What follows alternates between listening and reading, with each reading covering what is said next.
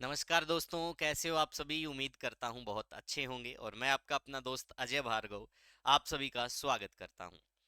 तो जैसा कि प्रिय विद्यार्थियों, आप सभी जानते हैं भाई, तैयारी करने के लिए जरूरी है कि हमें क्रमबद्ध तरीके से पता होना चाहिए कि तैयारी के अंदर क्या क्या चरण होते हैं। तो आज कुछ महत्वपूर्ण बातों के बारे में मैं आज आप लोगों को बताऊंगा। जो मेरा अनुभव रहा है वो मैं साझा करूंगा और उम्मीद करता हूं ये सारी बातें आपकी तैयारी में चार चांद लगाएगी और आप बहुत जल्द एग्जाम क्रैक करेंगे और एक अच्छी खासी जॉब पर होंगे। तो चलो अभी शुरुआत करते हैं भाई, ज्यादा समय जाया नहीं करेंगे आप सभी का। तो यहाँ पर आप देखिएगा 2025 के लिए सटीक रणनीति। तो सबसे पहले तो सभी विद्यार्थियों को 2025 की, ठीक है भाई, पहले ही मैं बहुत सारी शुभकामनाएं दे रहा हूं ताकि आप अपनी जिंदगी में कुछ अच्छा भी कर सकें और हमारी शुभकामनाएं हमेशा आपके साथ रहे। तो भाई, 5 हैबिट्स ऑफ सक्सेसफुल स्टूडेंट्स, यहां पर मैंने लिखा है कि 5 ऐसी आदतें जो हमें किस तरफ लेकर जाएगी, सफलता की तरफ लेकर जाएगी। या फिर कह सकते हैं कि जो सफल हुए व्यक्ति हैं या स्टूडेंट हैं, उनके द्वारा इन 5 बातों के ऊपर बहुत ज्यादा काम किया गया और बहुत सोच विचार करके मैं आज आप लोगों को ये बताने वाला हूं।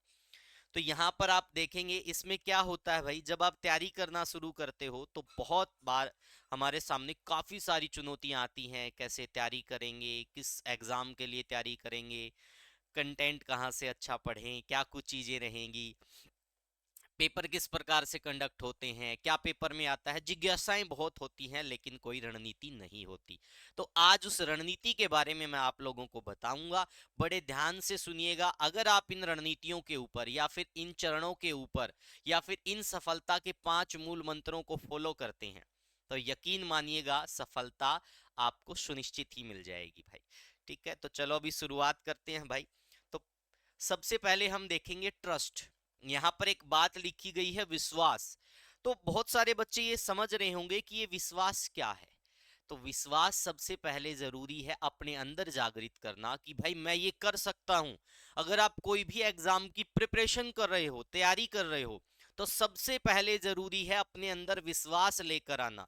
क्योंकि अगर आपके अंदर विश्वास है तो आप उस पथ पर बहुत आगे तक जा सकते हो, अन्यथा आप रास्ते में ही डगमगा जाओगे। तो सबसे पहले जरूरी क्या है, यू कैन डू एनीथिंग, यानी कि वी कैन भी कह सकते हैं, हम कुछ भी कर सकते हैं।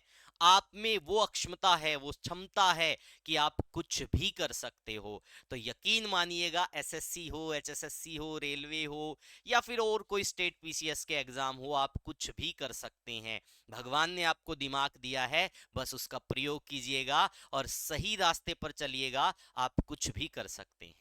वो कहते हैं ना कि मानो तो मैं गंगा, नहीं तो मैं बहता पानी। तो अगर आप खुद को मान लो कि आप कुछ भी कर सकते हो तो आप यकीनन कुछ भी कर सकते हो। तो पहला जो हमारा पॉइंट रहेगा कि ट्रस्ट, अपने आप पर विश्वास जागृत करना, कि खुद पर विश्वास करो कि आप कुछ भी कर सकते हो। अगर ये विश्वास जागृत हो गया तो यकीन मानिएगा आप बहुत अच्छा परफॉर्मेंस दे पाओगे भाई। उसके बाद नेक्स्ट हम देखेंगे भाई, टारगेट। अब किसी भी एग्जाम की आप तैयारी करते हो, एग्जाम छोड़िए, आप भविष्य में कुछ भी करना चाहते हैं, अपनी लाइफ में कुछ भी करना चाहते हैं, तो हमेशा आपका एक उद्देश्य होता है। अगर आपके पास उद्देश्य है तो आप कुछ भी कर सकते हो। अन्यथा क्या होगा भाई, उद्देश्यहीन व्यक्ति क्या करेगा, रास्ते पर जाएगा, फिर कहेगा कि मेरा तो कोई उद्देश्य ही नहीं है, मैं वापिस आ जाता हूं, मुझको क्या फर्क पड़ता है। तो हमें उस चीज की तरफ ध्यान देना होगा, हमारा टारगेट होना चाहिए कि हम एग्जाम की तैयारी कर रहे हैं तो किस एग्जाम की तैयारी कर रहे हैं और इस एग्जाम की तैयारी करने में हमें क्या क्या चीजें करनी पड़ेगी, कैसे हमें सफलता मिलेगी। तो वो उद्देश्य आपका पहले से सिद्ध होना चाहिए कि हमें क्या कुछ पढ़ना है, कैसा कंटेंट पढ़ना है, किस प्रकार से हम यहां तक पहुंच सकते हैं। यानी कि हमारे पास टीक क्या होना चाहिए, टारगेट होना चाहिए भाई। ठीक है, और आपके पास अगर टारगेट है तभी आप क्या कर पाओगे, उस तरफ आगे बढ़ पाओगे, अन्यथा आपका रास्ता बहुत आपके लिए दुर्गम हो जाएगा और आप वापस आ जाओगे। तो आपको अगर सफलता की सीढ़ी चढ़ना है, यानी कि यहां तक जाना है, और ये क्या है हमारे लिए, जॉब है, ट्रॉफी नहीं है यहाँ पर हमें सफलता चाहिए भाई। तो उसके लिए आपको क्या करना होगा भाई, आपके टारगेट सुनिश्चित होने चाहिए, जैसे कि अर्जुन ने जब वो बाण साधा था तो पानी के अंदर मछली की आंख का छायाचित्र देखकर उसने क्या किया था, बाण साधा था जो सीधा जाके लगा था। तो आपके पास भी अगर टारगेट होगा, उद्देश्य होगा, तो सीधा आप सिलेक्शन की तरफ जाओगे। तो पहला आपका काम है कि उद्देश्य, आप हर एक जॉब के लिए अपना उद्देश्य टारगेट लेके चलिएगा और उसी टारगेट को ध्यान में रखते हुए आप तैयारी कीजिएगा। नेक्स्ट हम देखते हैं भाई, उसके बाद डिसिप्लिन यानी कि अनुशासन। यहां पर देखो क्या लिखा है, success starts with self discipline, यानी कि डिसिप्लिन, सॉरी, जो अनुशासन है, खुद का अनुशासन चाहिएगा भाई। ये नहीं कहते कि हम किसी दूसरे को आप अनुशासित कीजिएगा, नहीं, यहां पर आपको खुद अनुशासित होना पड़ेगा। और अनुशासित होने का मतलब है आपको कब क्या पढ़ना है, ये निर्धारण सिर्फ आपका होगा, ये आप दूसरे पर निर्भर मत रहिएगा। हर रोज आप अपने टारगेट निर्धारित करेंगे, टारगेट निर्धारित करके आप अनुशासन तरीके से आप उन सभी टारगेटों का पालन करते हुए लगातार पढ़ेंगे। देखो यहां पर सारी चीजें लिखी हैं, हमें कितना टाइम फोन चलाना है, ठीक है भाई, क्या मैसेज करने हैं, कितना लैपटॉप देखना है, कितनी स्टडी करनी है, कब क्या पढ़ना है, कौन सा सब्जेक्ट पढ़ना है। तो हर रोज के जो टारगेट हो गए और उस टारगेट में भी आप अनुशासन लेकर आइएगा। देखो success starts with self discipline, यानी कि खुद के अनुशासन से ये चीजें बाहर आएंगी जो आपको सफलता की तरफ लेकर जाएगी भाई। तो ये बहुत जरूरी है, क्योंकि जब भी आप तैयारी करते हो आपके पास अनुशासन होना ही चाहिए। आपने बचपन में भी सुना होगा भाई, अनुशासन किसी भी संस्था की भी रीढ़ की हड्डी होती है, और जब आप तैयारी करते हो तो उसकी भी रीढ़ की हड्डी अनुशासन ही होती है। कोई भी उद्देश्य अगर आपको सिद्ध करना है तो अनुशासन बहुत जरूरी है। इसीलिए तो आपने देखा होगा ओलंपिक में जीतने वाले खिलाड़ी क्या कहते हैं, इतने समय तक मेहनत की थी और लगातार मेहनत की थी। इसका मतलब क्या था, उनका वो सेल्फ डिसिप्लिन था। सफलता तभी मिली जब उन्होंने क्या किया, खुद को अनुशासित किया। उसके बाद थिंक, यानी कि सोच। बहुत सारे विद्यार्थी क्या सोचते हैं जब भी कंपेटिटिव एग्जाम की तैयारी करते हैं, तो उनके दिमाग में क्या रहता है, अब एसएससी वाले क्या सोचेंगे, मैथ और इंग्लिश, बस यही चाहिए भाई हमको, तो बाकी सब्जेक्ट भाड़ में जाओ। तो ये सोच आपको बदलनी पड़ेगी। सेम हरियाणा के अंदर क्या होता है, मैथ तो मुझसे होगा नहीं, इंग्लिश मुझे आती नहीं, तो मैं जीके जीएस यहां से नंबर ले लूंगा, हिंदी से ले लूंगा और रीजनिंग से ले लूंगा, मेरा बेड़ा पार हो जाएगा। तो बेटा ऐसा कभी भी नहीं हो सकता। प्रत्येक सब्जेक्ट को इक्वल वैल्यू दो, चाहे वो 1 नंबर का आए। यहां पर आप कंप्यूटर भी ऐड कर लीजिए, यहां पर आप क्या ऐड कर लीजिए, कंप्यूटर। वैसे कंप्यूटर को हम जीके जीएस में ले सकते हैं, ठीक है भाई, लेकिन आप ये भी ऐड कर लीजिए। आपको हर एक सब्जेक्ट को इक्वल इंपॉर्टेंस देनी होगी, तभी आप क्या कर पाओगे, एग्जाम क्रैक कर पाओगे। मैथ्स हो, यहां भी आपको बराबर टाइम देना पड़ेगा, reasoning, Hindi, GK GS, English, computer, सभी को क्या देना पड़ेगा, इक्वल टाइम देना पड़ेगा। हाँ, जहां आपको लगे आपकी कमजोरी है, आप वहां पर थोड़ा समय ज्यादा दे सकते हो, क्योंकि तैयारी किसको बोलते हैं, अपने आप में सुधार करना, अपनी कमियों को सुधारना ही क्या है, प्रिपरेशन है भाई। तो प्रत्येक सब्जेक्ट को इक्वल अमाउंट में आप क्या दोगे, इंपॉर्टेंस दोगे भाई। ये नहीं हो कि भाई मैं तो सिर्फ हरियाणा जी के पढ़ूंगा और मेरा बेड़ा पार हो जाएगा, तो वो नहीं होगा भाई। आपको सभी सब्जेक्टों को इक्वल तरीके से रीड करना होगा, इक्वल इंपॉर्टेंस देनी होगी, और तभी आप सफलता की तरफ बढ़ पाओगे। उसके बाद लास्ट चरण जो है, कंटेंट भाई। यहां पर हरियाणा के विद्यार्थी बहुत ज्यादा मार खाते हैं। देखो यहां पर मैंने 3 चरणों में इसको रखा है, फर्स्ट, सेकंड और थर्ड। होता क्या है, जब हम तैयारी करते हैं तो तैयारी में सबसे ज्यादा जरूरी क्या है, सबसे ज्यादा जरूरी अध्यापक नहीं है। नोट कर लीजिएगा, बहुत सारे विद्यार्थियों के दिमाग में ये बात रहती है कि एक अध्यापक ही हमें सफल कराएगा।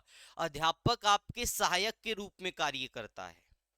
आपको आज तक याद है कि 10th क्लास तक आपका बेस्ट टीचर कौन था, आपका जिसने आपको बहुत सारी चीजें समझा दी हो, दिमाग में ही नहीं होगा। क्यों नहीं होगा, क्योंकि उस समय हम क्या पढ़ते थे, खुद से पढ़ते थे, सुबह उठकर पढ़ते थे, हर रोज टारगेट होते थे, और हमें इस बात का पता ही नहीं कि हमारा बेस्ट टीचर कौन था जो कंटेंट अच्छा पढ़ाता था। हमें नहीं पता, क्योंकि हम खुद पढ़ते थे। वहां पर आप देख लो, और सफलता भी बहुत जबरदस्त वाली मिलती थी, किसी के 90%, किसी के 98, किसी के 95। तो ये चीजों को समझिएगा, सिलेबस तो वही पढ़ना अभी हमें कम्पिटेटिव एग्जाम में, चीजें तो वही हैं, लेकिन अब हम वो रास्ता भटक चुके हैं और हम सिर्फ सीधे इस पे आते हैं, थर्ड वाले पॉइंट पे। या तो क्या करेंगे, डायरेक्ट जाके तीसरे पॉइंट पे, या फिर डायरेक्ट दूसरे पर। वो इस बात को भूल रहे हैं। जब भी आपको कोई भी तैयारी करनी है तो सबसे बेहद व इंपॉर्टेंट चीजें हैं बुक्स, किताबें। चाहे किसी को ये बात बुरी लगे या लगे अच्छी, लेकिन सफलता का मूल मंत्र किताबें ही हैं। किताबों में वो ज्ञान होता है जो आपको सफलता की तरफ लेकर जाएगा, इस अंधकार से दूर करेगा। अन्यथा आप उस कचरे के समान है जो हवा के झोंके की तरह कभी इधर जाएगा, कभी उधर जाएगा। अगर आपको इस परिस्थिति से निकलना है तो ये किताबें ही आपको निकालेगी, और वो भी अच्छी किताबें जिसमें ज्यादा कंटेंट हो। आपने अपनी सोच में एक पता नहीं क्या चीजें पैदा कर ली। बहुत सारे अध्यापकों ने भी ऐसा गलत आप लोगों को मैसेज दिया है कि मैं हैरान हूं। जब भी आप शुरुआत में जाते हो आपको कहेंगे, क्या कहेंगे कि थोड़ा पढ़ो, धीरे धीरे चीजें हो जाएंगी। अरे आप फ्रेश माइंड से आए हो, थोड़ा क्यों पढ़ो, ज्यादा पढ़ो भाई। एक स्टेप ज्यादा पढ़ो। जिसकी आप तैयारी कर रहे हो, जिसकी आप तैयारी कर रहे हो उससे एक स्टेप आगे पढ़ो। और एक स्टेप आगे पढ़ोगे तो नीचे वाला स्टेप तो अपने आप कवर हो जाएगा। तो किताबों को इंपॉर्टेंस देनी है भाई, तो बुक्स आपको पढ़नी ही पढ़नी पड़ेगी, और आपकी शुरुआत कंटेंट को पढ़ने की यहीं से होगी भाई। अच्छी किताबें पढ़ो जिसमें कंटेंट ज्यादा हो, क्योंकि शुरुआत में आपका माइंड फ्रेश होता है, आप ज्यादा चीजें दिमाग में ग्रहण कर सकते हो। उसके बाद भाई आप क्या करोगे, सेल्फ स्टडी, खुद के नोट्स बनाओगे किताबें पढ़कर, ताकि उन किताबों को, जो लेंथी किताबें हैं, छोटा आप लिख सको, छोटा करके लिख सको, और कम टाइम में रिवीजन कर सको, जो एग्जाम टाइम में आपके काम आएगा। उसके बाद तीसरे नंबर पर होता है ये सोशल प्लेटफॉर्म। और इसमें आप क्या करते हो, किसी ऐप से पढ़ते हो, या फिर आप क्या करते हो, कोई फेसबुक वगैरह से पिक वगैरह देख के पढ़ता है, कोई यूट्यूब से क्लासेस लगाता है, कोई टेलीग्राम से पीडीएफ या फिर लाइव क्लासेस, या फिर हम कह सकते हैं जो लिंक वगैरह डाल के हो जाती है वो चीजें कर लेते हैं। तो यहां पर इन दो स्टेप को फॉलो करके आप तब इस तरफ जाओ भाई। अब अगर आप ऑनलाइन कोचिंग ले रहे हो तो क्या होगा भाई, ऑनलाइन कोचिंग ले रहे हो तो आपको पहले ऐप से पढ़ना पड़ेगा, तो ये नेसेसरी हो जाता है। तो उसके तुरंत बाद आप बुक्स पर आओ भाई, उसी टॉपिक में बुक्स रीड करो, खुद के नोट्स बनाओ। ऐसे नहीं कि जो ऐप में पढ़ा दिया सर ने, जो पीडीएफ दे दी वही हमने पढ़ ली। अपनी तरफ से भी कुछ करो ताकि आपको चीजें याद रहें, क्योंकि जो सर आपको पढ़ा रहे हैं उनने भी पहले खुद पढ़ा है। अगर वो पढ़कर आप लोगों को पढ़ा सकते हैं तो आप अपना खुद से कुछ लिखकर या पढ़कर क्यों नहीं एग्जाम क्रैक कर सकते। तो ये चीजें इस प्रकार से आपको रीड करनी, सारी चीजें भाई। किताबों की अहमियत को समझो, सेल्फ स्टडी को भी समझो, और यहां से भी आप कंटेंट जो मिलता है आप ले सकते हो। इसमें कोई बुराई नहीं है, सोशल मीडिया का दौर है, अच्छी चीजें भी मिलती हैं, लेकिन नेगेटिविटी से दूर रहो। तो ये पांचों क्या करनी पड़ेंगी, आपको हैबिट बनानी पड़ेंगी। इन पांचों को क्या बनाना पड़ेगा आपको, हैबिट, यानी कि आदत। अब आदत से मैं आप लोगों को एक चीज और बता देता हूं। आदत लगभग कब हम ये मान सकते हैं कि हमारा क्या बन गया, अनुशासन बन गया। लगभग 21 दिन तक हम अगर एक जैसे किसी भी क्रियाकलाप को या फिर किसी भी मतलब हैबिट को, आदत को लगातार दोहराते हैं, तो 21 दिन बाद वो क्या बन जाता है भाई, रेगुलर बन जाता है। ठीक है, वो चीजें अडॉप्ट हो जाती हैं। तो हमें शुरुआती 21 दिन तो मिनिमम हमें इस प्रकार से चीजों को कवर करना होगा। सुबह उठकर पढ़ना चाहिए भाई, ठीक है।